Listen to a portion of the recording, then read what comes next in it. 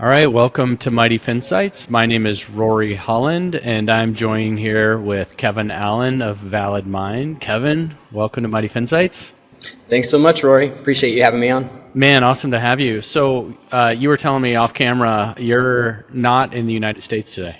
Correct. I'm coming to you from Toronto. So we're here in Toronto for the GFMI Model Risk Canada conference. So having a lot of great conversations with some Canadian banks and kind of taking in the cold weather. I'm usually based in Sarasota, Florida, and it's about 14 degrees Fahrenheit here right now. And going from 80 degrees to 14 degrees is a shock for the soul. To be frank.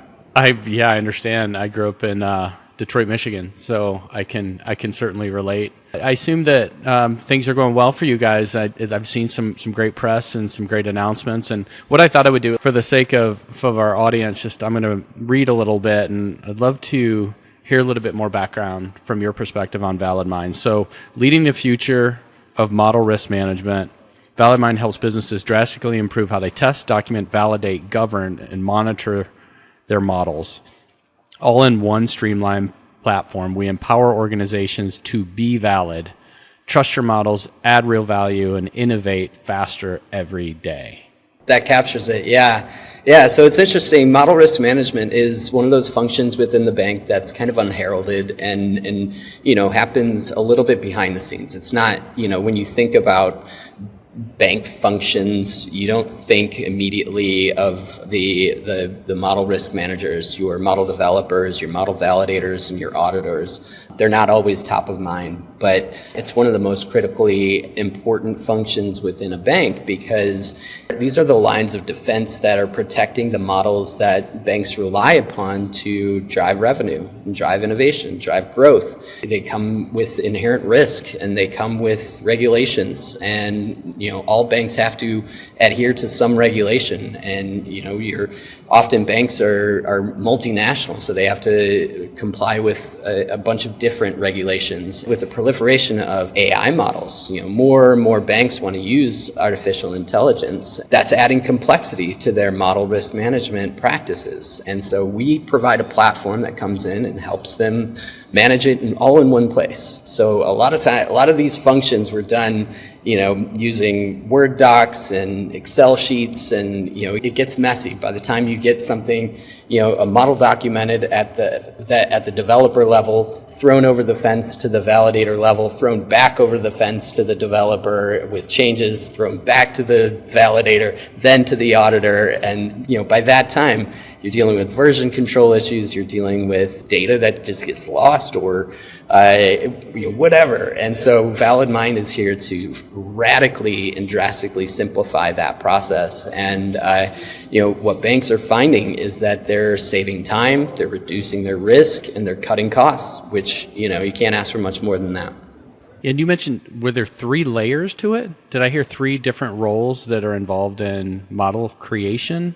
Exactly. So you have we call them the 3 lines of defense. And the 3 lines of defense were established after the banking crisis of 2008. These regulations came out, specifically SR 11.7 in the United States, that dictated that all banks have to have a model developer, a model validator, and then an audit process. All 3 have to work independently, yet cooperatively, we'll say. And so the ValidMind platform is here to help them work cooperatively and streamline a lot of these processes that have really become increasingly complex and will continue to become more and more complex as bigger, better, faster, stronger AI models come to bear. And are you guys talking about SR 711? Just want to mention that. So that came out in 2008. So the requirements for how financial institutions create models, implement models, manage models changed. Did I hear that right? Exactly. Yeah. When the banking crisis happened in 2008, it took a while for SR 11.7 to come to bear. So I think it technically was established in 2011, and at that time, a large bank maybe had a few hundred models. Now they have Now your bigger banks, your tier one large banks might have up to 10,000 models in production at any given time. Smaller banks may have anywhere from 1 to 100. And so, we're able to scale up and customize the platform to meet the needs of the larger banks that have a ton of models in production, and then some of your smaller banks for whom we're offering a service called Model Risk Management as a Service. So not only are they coming onto the platform, but we're helping them understand how to validate complex generative AI models in ways that they haven't really been able to do it before. So we're in a lot of ways unlocking AI innovation for tier 2, tier 3 banks especially. Yeah, I was going to ask you about that. So there's ValidMind serves all different tiers of banks. Is that right? Absolutely, yeah. So whether they're brand new to the notion of AI and integrating AI into their modeling system, or they're more advanced and have thousands and thousands of models, either way, ValidMind is set up to serve those different tiers. Absolutely. And that's one of the things that, we're finding in a lot of conversations that we're having with banks. You kind of go in and there's often an assumption that, oh, well, you guys are just for the big banks. Not at all. One of our biggest early success stories was our work with General Bank of Canada, which is definitely on the smaller side of banks in Canada. We were able to work with them to validate a model and take them through with that model risk management as a service process and really help them understand how to do this work and then send them on their way using the platform compared to what they had budgeted. We beat their budgeted costs by 90%.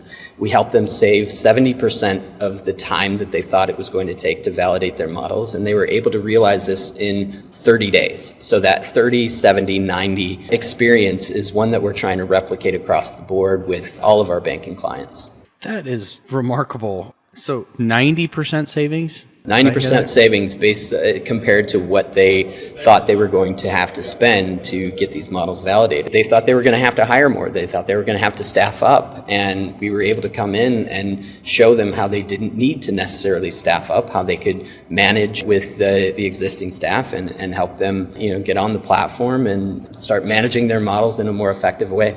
That's impressive. What does a typical relationship look like for you guys when you talk about getting to those kind of outcomes? How do you work with the banks to arrive at, I guess there's some form of analysis and seeing what their processes are and all that? No, absolutely. We sit down with all prospective customers to first listen. We want to understand, where are you coming from? What's your current practice? Where is it falling short? Where is it failing you? Where are your biggest pain points? And then how can we come in and craft a solution that's tailored to your needs?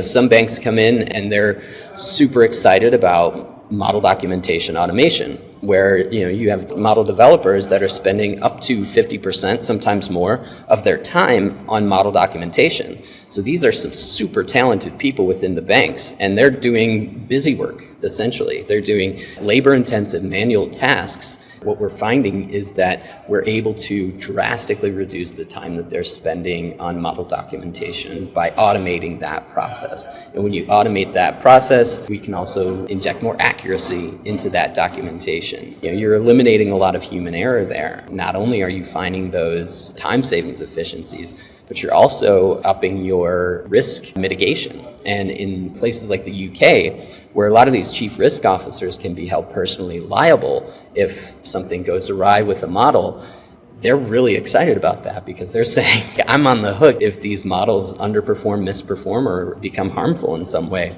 or inject bias, or the list goes on. That's really the value proposition that we're bringing to the table. And did I hear you say a term, model risk management as a service? Correct. Did I get that right? Is that a term coined by ValidMind? Is it something new? I don't think we can take credit for coining it. We certainly are trying to perfect it. Wanted to read one other thing I saw on your site. So you have something called the Advantage Partner Ecosystem. So partner with ValidMind to bring greater trust and transparency to your modeler offering. Our partner ecosystem unites startups, system integrators, risk management consultants, and enterprise model providers looking to provide AI models to small, mid-size, and large banks. So it sounds like you've got this ecosystem of folks that you work with.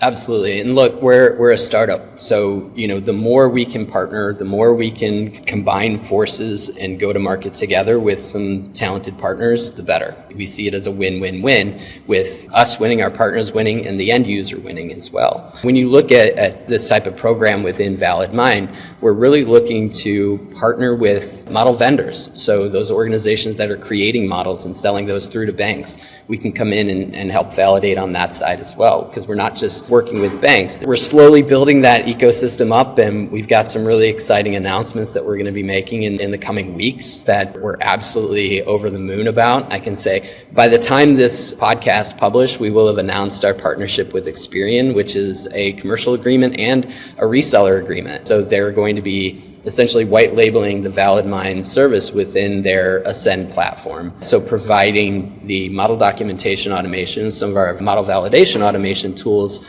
making those available for their customers within the Ascend platform. I've got to imagine with the growth of AI and all the media coverage around it, I think there's a lot of fear. Yeah. I also think there's a tremendous amount of excitement. But I think between the fear and the excitement is understanding. I'm kind of curious how the road has been for ValidMind in educating the market on trusting the notion of AI with something so important as model creation validation. Yeah, and banks are notoriously and traditionally very risk averse, and they have to be. When you look at the technology landscape right now, where's the biggest risk coming from? 9 times out of 10, they're going to probably tell you artificial intelligence poses the biggest risk to our bank, because there are so many unknowns. What we're trying to do is just help those banks navigate the unknowns, right? A lot of them want to use generative AI and they want to use LLMs within the bank, but they don't know how to do it. They need partners. When I say partners, it's not just us. A lot of what we're doing is integrating with existing GRC solutions and also coming in and working with those banks and their entire technology ecosystem and trying to fit seamlessly within that to hyper focus on this one function within the bank. It's taking a village, so to speak, to get these banks feeling comfortable with the risk associated with their use of AI. Yeah, I've got to imagine in the conversations I've had with some of the bigger banks and some on this podcast actually, where they have literally hundreds of fintech, I'm going to use kind of air quotes, fintech vendors that they're exploring to try to think about how can we continue to add value for both our business and retail consumers by bringing technology to our financial institution, and then how that gets fed out into the market.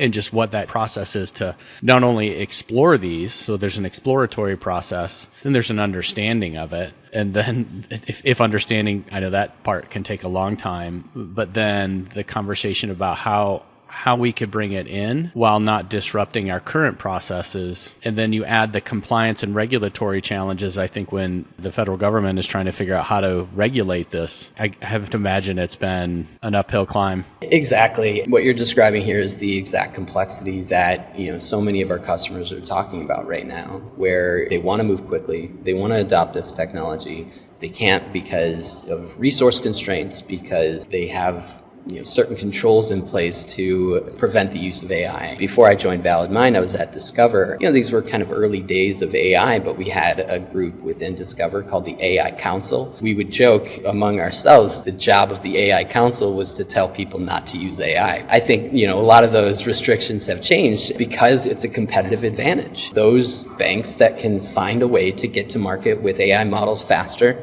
and in a compliant, safe way, have a competitive advantage over the field. And so we're trying to help them realize that and achieve that. From that standpoint, kind of curious what the reception has been. From what I sense, at least, there's this concept of competitive advantage. Yeah. But then there's the lack of understanding of fear that we talked about. Like, there's a lot of education here. How have you guys been able to build credibility to be able to get those conversations first, and then building the trust through the conversation and education? Like, what has some of that experience been like? And like, what advice might you give to some of the banks that might be listening to this and be interested? Yeah, I mean, one of the things that really helps us is, we're not a bunch of 20-year-olds in a garage. I'm not saying that a bunch of 20-year-olds in the garage can't create some great piece of financial technology, but we're a company that's built from people who have been in the banking industry, who've sold through to banks before. We have several people on staff who have been practitioners as model developers, model validators, and auditors. One of our co-founders, Mehdi Esmail, the idea for ValidMind really came from his experience at American Express, working with a lot of banks in this capacity. And he understood there's got to be a better way than throwing these Word docs and Excel sheets back and forth. So it was really his idea that kind of was the spark that kind of started to grow into ValidMind. And so when you talk about how are we gaining credibility, it's through thought leadership. So me as a marketer, as I look across the board, as marketers, we look at what tools we have in our tool belt in a given situation to be able to tell a great story that's going to connect with your end user and make them want to understand more, learn more, or use your product, right? And so when I looked across the landscape at ValidMind, our biggest asset is our people right now. I would say our platform is our signature product, and it is our biggest selling point. But in terms of great resource, something that we feel like we have as a competitive advantage against others that are in our space is really our people. We have the former head of responsible AI from JP Chase. You have Mehdi. We have people who've come over from IBM, like myself, Data Robot, and so we've got a lot of people who have been in this industry for a long time and understand software as a service, understand the banking industry, and understand model risk management backward and forward. So that's really how we're trying to build credibility among these tier 1, tier 2, and tier 3 banks.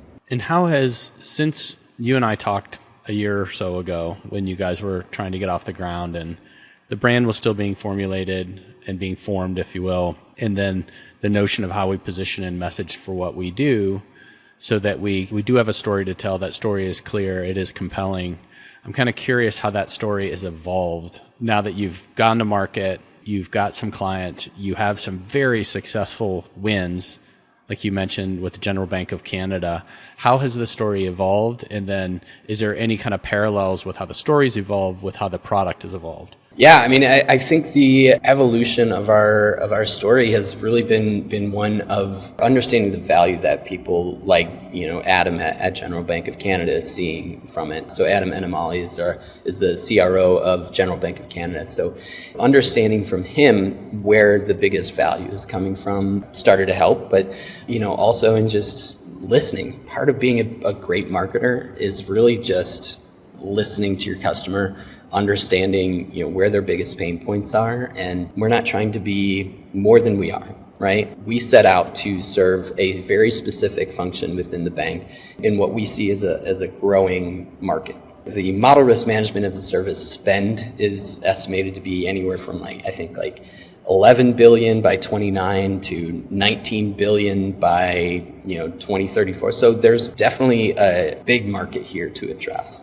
What we need to do is make sure that our platform, like you mentioned, is evolving in the ways that are going to meet our customers' needs. That starts with the listening, that starts with understanding, the user experience and getting in. And fortunately, we do have a lot of people who've worked in these functions, so they know most of the features and functionality have come from within of just our own experience and understanding what's needed to do this job. What would you say for folks that maybe don't know ValidMind yet and are hearing this for the first time? What's something or some other things that you wish more people knew about ValidMind that they maybe don't? One thing I really wish that people knew more about with ValidMind is just our people and their work and the incredible talent that we have in what's a very small company. We're close to 30 people now, so we're growing rapidly, but we're still at that startup phase. And our CEO Jonas Jacoby talks all the time about how critical it is for your first 30 hires in a startup. We're creating what we feel like is a very strong, supportive, collaborative and innovative culture.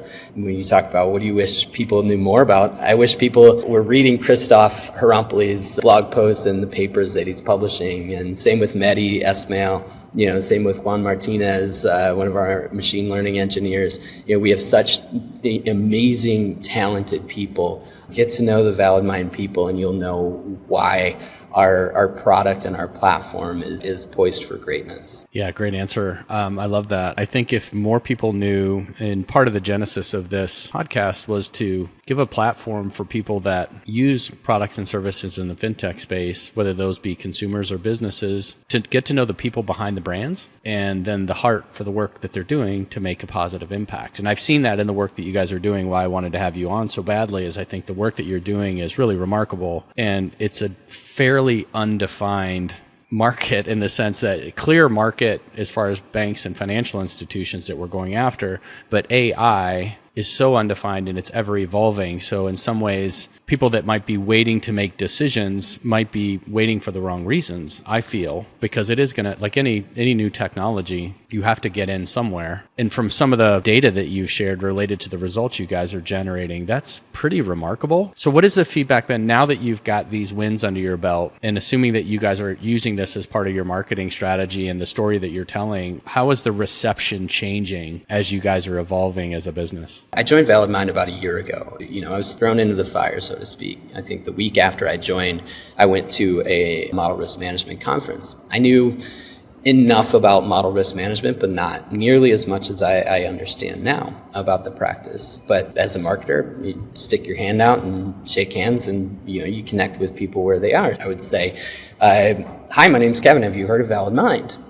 9 times out of 10, no, I haven't heard of ValidMind. Okay, well, we're a model risk management platform, and their eyes light up. Wait, that type of thing exists. So not only was there not very much brand recognition, but there wasn't very much recognition a year ago of the offerings that were in this space. There are a couple legacy players that have what we affectionately call bolt-on solutions that aren't really custom built for the model risk management practice within a bank. They're services that they may reskin or kind of try to customize for that, but they're not purpose-built. We talk about ValidMind being purpose-built for model risk management professionals.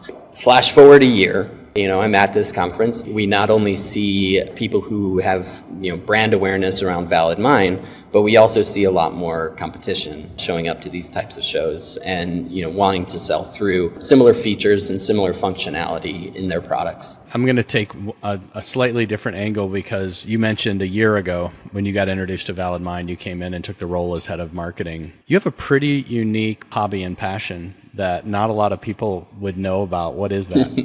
Sure. Yeah. So I'm an improviser, which is an improv actor. So a lot of people, their introduction or their knowledge of improv comedy is through Whose Line Is It Anyway? Right? A show that's been on forever in the UK and the US. I studied improvisation in Chicago, which is kind of the mecca of improv with Second City, and IO, which is Improv Olympic there. So I still perform. I was a reporter, a writer, and an actor, or was trying to be in my early 20s. And then in the course of a career, you kind of migrate to, what's that term? Yes, where the money is. I wasn't making a ton of money as a journalist and as an actor. So, one thing leads to another. And I stepped into content marketing, and then, that helped me understand the broader marketing sphere. Went over to IBM from there. But throughout that time, improvisation is something that has kept me fast in the way I think, has helped spur my creativity. So I perform every weekend with Florida Studio Theater, which is an equity theater house in Sarasota, Florida. It's a phenomenal group. A lot of times when I tell people I perform in an improv group, you have your gamut of reactions, of course. Like, some people absolutely love improv. Some people are like, we do a mix of short form improv. So like, those improv games that you would see on Whose Line Is It Anyway? We also do longer form narrative and musical improvisation. So it's a lot of fun, and it's very different, obviously, from my day job. Even this, I'm not used to being in front of the camera. I'm used to working to get my colleagues in front of the camera. It's something that I absolutely love. It's a phenomenal community. I've performed with some great people over the years, and I took a long break from it after I kind of burnt out in Chicago. My wife and I moved to Florida. I had known a couple people who perform in the group in Sarasota, and you can almost map the acceleration of my career with getting back into it. There's so many tenets of how improvisation is taught that apply to the business world. If people know any of the tenets of improvisation, they probably know first the idea of yes and. So accepting an idea and adding on to that idea. It's this idea of, accepting somebody's offering. So, hey, here we are at a store and we've got to buy, some watermelon. Yes, and to go with that watermelon, we should probably buy some King's Hawaiian rolls, right? The opposite of that would be like, hey, here we are at the store and we should buy some watermelon. We're not at the store, we're in a rocket ship to Mars. Now that might get a laugh from an audience if you did it, but that's your one laugh that you're going to get for the entire thing because you just denied your scene partner's entire reality. So, you apply that to a business world, especially on the creative side, especially in the marketing side, creating a safe space. And I think about this and I talk about this a lot as I build teams. When you're in that creative space, you want to create a culture of yes and, where I love your idea, I love my idea, let's build them on top of each other. There's a saying that we have as improvisers, I like my idea, I love your idea. If everybody comes to the table with that concept in mind, you start to get some real positive thinking happening and positivity in terms of the ideas that are thrown out there. And it's a great way to spur creativity if everyone's coming from that same mentality and that same philosophy. Yeah, I love that. Yes, and I like my idea, but I love yours. That's awesome. How in the world did you get into fintech? Because I know you went IBM, then Discover. How is your passion, improv, kind of play into your day-to-day? Well, I'll even go back and talk about, my experience as a journalist. So, as journalists, you're taught to be able to go into any situation and find the story, right? So if I were hired at a newspaper tomorrow, they could put me on the education desk, the metro desk, the sports desk, the arts and entertainment desk, and my process would be the same. I want to know the who, I want to know the what, I want to know the where, and I want to know the how, and I'm going to find the people that'll get me there.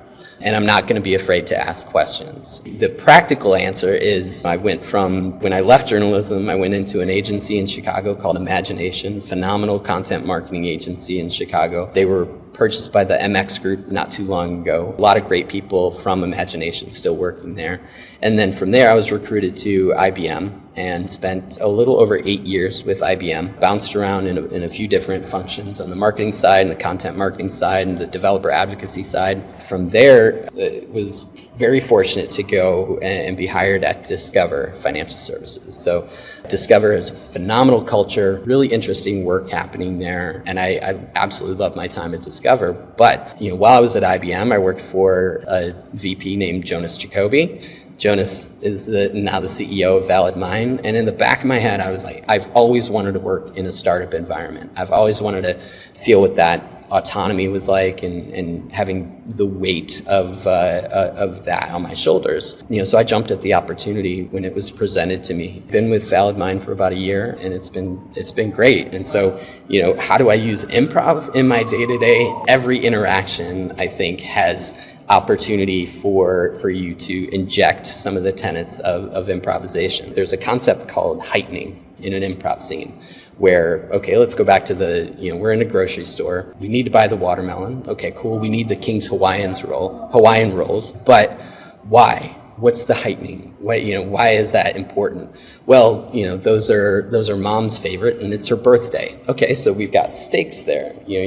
Immediately you raise the stakes and there's some heightening there. And yes, she's insane about her birthday. Every year we have to outdo ourselves. Yes, or else she goes into a blind rage if we don't. So you see how you can start to heighten those things. You bring that concept then into a marketing scenario. We're planning an event. Okay, well what kind of event can we logically plan for 5 weeks from now? We could do a panel. Yes. And maybe a keynote. Yes. And, so it's this idea of bringing in these heightening, just the concept of heightening. There are so many ways that improv can, kind of relate back to a business world, but I would say that's only one of the reasons why I love it. I mean, honestly, just being on stage every weekend and, being under pressure to come up with ideas and make a crowd laugh and connect with an audience, that's such a gift for me to be able to do that every weekend. And it's such a confidence boost for me, where I tend to know when I go to a ValidMind company outing that I'm never going to be the smartest guy in the room, but I see a lot of my skills as a connector, as somebody who can help tell a story and can, connect with an audience. I see that as invaluable, and it's really served me well in the year that I've been with ValidMind. Yeah, boy, what a great story. I heard a couple of things in there that come to mind is the notion of curiosity, that being curious about how we can better engage and solve problems for the everyday people that we talk with in our business, in your case, banks and other financial institutions, and having that curiosity and then having a method like yours, which is super unique. That's why I wanted to ask you that question and bring that to light. You have a unique skill set and a passion, but the application into the work that you do, and in our world, Fintech, it applies everywhere. And that curiosity is just in human relationships too. Yeah. I'm super curious about why I asked the question, what makes people tick, and how can we take what we're good at and marry it up with other people and help solve problems and make the world a better place? And honestly, I find that journalists make unbelievably good marketers because they're not afraid to ask questions. Often, as a journalist that you're not the expert in it, that you're a conduit between the expert and the viewing or reading audience. Journalists, or at least having a journalist mentality, is a great recipe for being a strong marketer.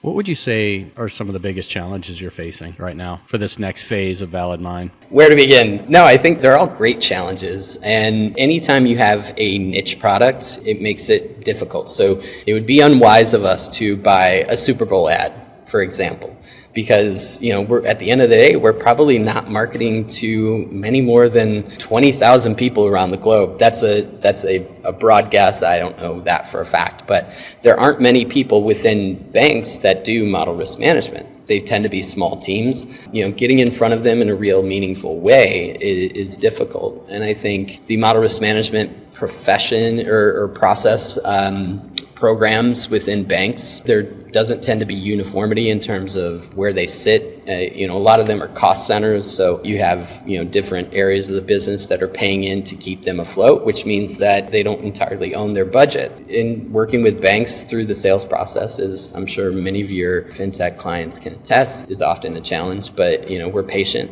We feel like we have a great story to tell, a great product to share. That patience is really paying off. How are you getting in front of them now? Conferences like the one I'm attending this week is probably our best way. For all the marketing automation tools that are out there, and all of the kind of bells and whistles that you have to connect with people, and all the great ad products that are out there, I think getting in front of somebody and shaking their hand, taking them to dinner and getting to know them a bit, and building that relationship and showing them that we're peers. You're buying from a peer who has the same expertise that you do, has been a really effective way for us. I mean, it's certainly not the only way. It's just the tried and true getting in front of people and shaking their hands is still, for all the hype put around AI and automation these days, there's still something to be said for the ability to look a person in the eye, shake their hand, and make a connection. Where do you see it going from here? I mean, AI is evolving at such a rapid clip. Where do I see it going? Well, hopefully a 4-day work week sometime soon. Hopefully, the optimist in me thinks that, there's a lot of good that it can do for humanity. My daughter's 8 years old. When I put ChatGPT in my daughter's hands and DALL-E in my daughter's hands, she asked it to create a popcorn house, a house made out of popcorn. What would that look like? So we saw what a popcorn bed would look like, and a popcorn shower, and the popcorn exterior, and this entire home that was generated was made of popcorn. Then I showed her how you can take that idea and bring it over to a video and create a video from scratch and do like a home tour of that. And I think there's a lot of ways that it's augmenting our creativity, a lot of ways that it's saving us time. I use it every day, and I don't think I could do as much as I could as a marketing department without some of those AI tools. For every good thing that it's doing for us. I think, you could make an argument that there's a negative, but finding that balance, finding where it works for you, focusing on the positivity, I think is kind of where my head's at with all of it now. Then I talk to people in the company and like sometimes I have to be like, okay, let's pump the brakes because you're freaking me out right now. Because they really understand where the technology is heading. Sometimes it's a little much for me to wrap my tiny brain around. I'm taking advantage of it while it's still fun, novel, and cool to use. But I also saw Terminator and The Matrix, and so that always lingers in the back of your head, right? Oh gosh, yeah, and I think it's a kind of question. Who knows? It's accelerating at such a pace. I'm an optimistic person too at heart, and I like to believe that so much good can come from it. And there's always opportunities to do things that aren't with any technology. A couple more questions. Challenges you're facing, you shared some of that. Mm-hmm. Any asks, any things that you're looking for help on or other ways that people could help? I mean, you mentioned our partner program. We're looking to partner with organizations, not just ones that are involved in model risk management, but looking to be leaders in the AI space from a thought leadership perspective. So opportunities for co-sponsorship on bespoke events, things like that. Of course, we're looking for partners who are building models and tangentially related to governance compliance area. That's the big ask right now is we want to partner. We want to become more visible in the space, and we have some really impressive people with some big voices and opinions that we want to amplify. We'll put some links in the show notes to your partner page and to the website. And I think it's so interesting what you guys are doing, and certainly a solution and a challenge and a problem that needs to be solved. And it seems like you guys are doing some really remarkable stuff. I love your brand. I'm a little biased. Well, if I could, the work that we did with customer was so critical for that time in the company. And I think we started working together within a few months of me coming on board to ValidMind. The work that we did together really went a long way for me personally in understanding our brand on a deeper level, understanding the customer on a deeper level, and getting us to a point where we felt confident going into those tier one banks. Part of what we were trying to do from a brand perspective is just help us level up maturity wise. And I feel like we accomplished that. When you look at us compared to other brands, like we feel when we go into meetings with enterprise banks, with those huge banks, we feel like we have a good, solid brand, and we feel very confident in the message that we're getting across. Yeah, and you work with some wonderful people, and we'll also put some links in if it's okay with you. Of course, Some of those articles you mentioned so folks can quickly access and read some of the positions that you guys have on the work that you're doing in the space. Well, man, I want to thank you for hopping on the phone. I'm glad that we could do it despite your travels today. Oh, me too. No, this is fun. Thanks, Rory. Do you still own a warm coat? Warm enough to be in Toronto? I do. It's funny. I had to find this like old North Face coat that I had from when I lived in Chicago. It was one of those things where I opened it up and like there was like old Excedrin in the pockets, and like I was pulling out like weird receipts from like Chicago restaurants and stuff from like 10 years ago. And yeah, it definitely has come in handy. This giant North Face coat, I'm like bundled up. There's a couple of Canadians here who've been making fun of me because I look like the kid from A Christmas Story, where I'm just like, oh, you're all bundled up. All bundled up, like leaving the place. And like, yeah, I definitely did not bring the right shoes either because it's like really slushy, and I got some suede John Varvatos shoes. No big deal. No big deal. Well, I really value our relationship and the partnership, and I'm so excited about the great work ValidMind's doing, and appreciate you making the time today. Yeah, thanks, Rory. Thanks for having me on. Thank you for listening to this episode. If you've enjoyed what you've heard, don't forget to hit subscribe. And if you'd like to learn more about Customer and the work we're doing building financial and fintech brands and businesses, please visit our website, customer.com. That's CSTMR.com. Or you can find us interacting with clients and sharing insights on LinkedIn. All of these links will be in the show notes.